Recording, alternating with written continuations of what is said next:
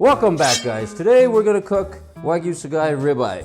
Look how beautiful that is. Quick tip, all my Wagyu steaks are frozen.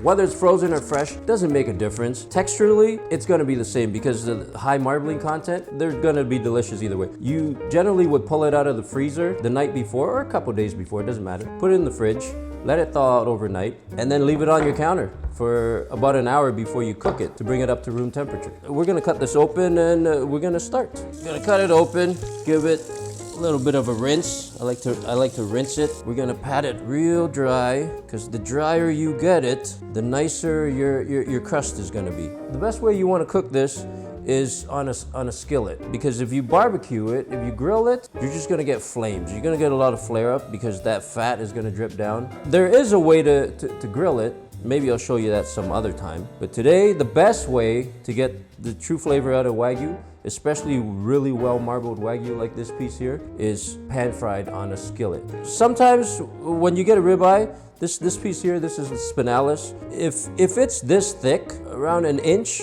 what I would like to do is just trim it off, because these are two different muscles, and the spinalis will cook at a different rate than the eye muscle itself. So if you trim it off, you're gonna get a better cook on both pieces. See, now you have a really nice spinalis. That's the eye there. Certain ribeyes though, the spinalis will be too thin for you to trim off, so you could just leave it on. The other reason why I like to trim off the spinalis is sometimes it cooks at a different rate, so it'll curl up the meat and now your steak isn't touching the pan. The other good thing about when you cut off the spinalis is these little pieces of fat here, you can trim off, and now we can use them to grease the pan before we cook the steak, because you don't want to add oil to the pan when you cook in Wagyu. The marbling in the steak is going to render out and give you just the right amount of fat or oil in the pan to give this a nice cook. So we're gonna render out this piece of fat here in the pan for the oil. We're gonna start off by throwing this fat in here, letting that cook down to grease the pan. No seasoning, no salt or pepper. If you put pepper on this, it's gonna burn and it's gonna be a little bitter. So you wanna do all the seasoning after. I don't salt it either. You could. I don't salt it because I find when you salt this and you throw it in the pan, all that salt is gonna come out into the oil anyway, so you're gonna have to either salt a lot or salt it afterwards anyway. So I like to do all the seasoning afterwards.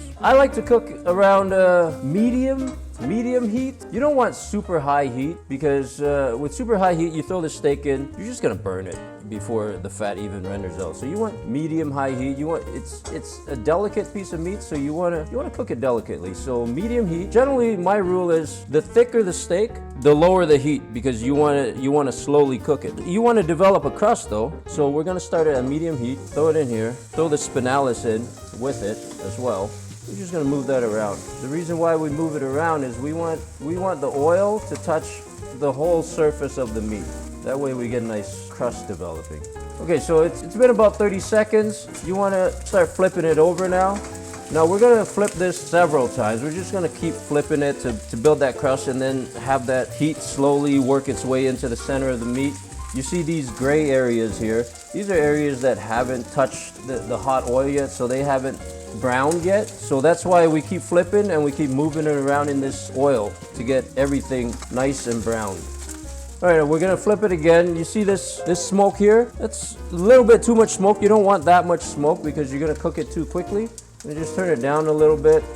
We're gonna flip it again, and you can see it's starting to brown evenly.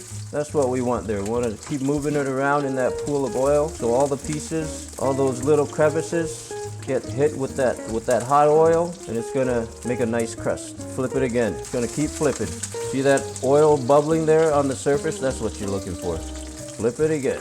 At this point, I'm flipping probably every 30 seconds.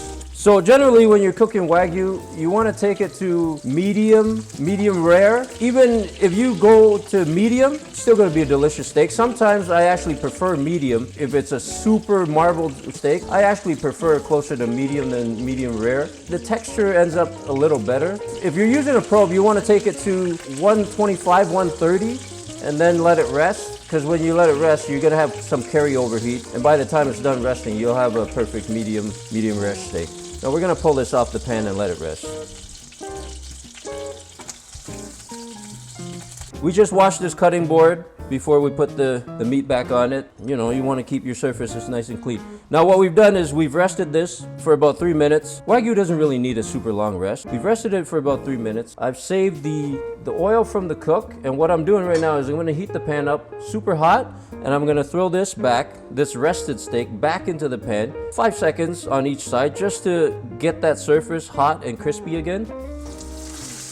Like I said, about 5 seconds per side, that's all you want. At this point, the steak is already cooked. You want to heat it up again, get the surface nice and crispy, and that's it. Pull that off. Okay, now that it's fully cooked, we're going to season it. Start off with pepper, a little bit of flake salt. Once you get this flake salt on the steak, it's just going to melt in there. Flake salt the spinalis. So when you separate the spinalis like this, the nice thing about it is, because they're two different muscles, you're getting two different steak experiences. The texture is different and the marbling is different as well. This is going to be more meaty. This is going to be definitely, this is just going to melt away in your mouth. I like to separate them for that reason. Beautiful medium rare spinalis as well. All right, so we got beautiful medium rare there, cooked perfectly. I'm gonna give this a try.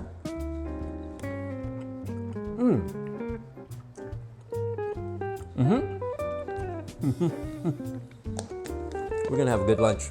Okay, so that's how you cook a Wagyu Sakai Rib Eye. There's different other ways, but this is the simplest and the best way to cook it. So if you liked it, we're gonna do a series of other videos on how to cook other pieces of the cow. If you have something you want to try, comment below and hit all the buttons.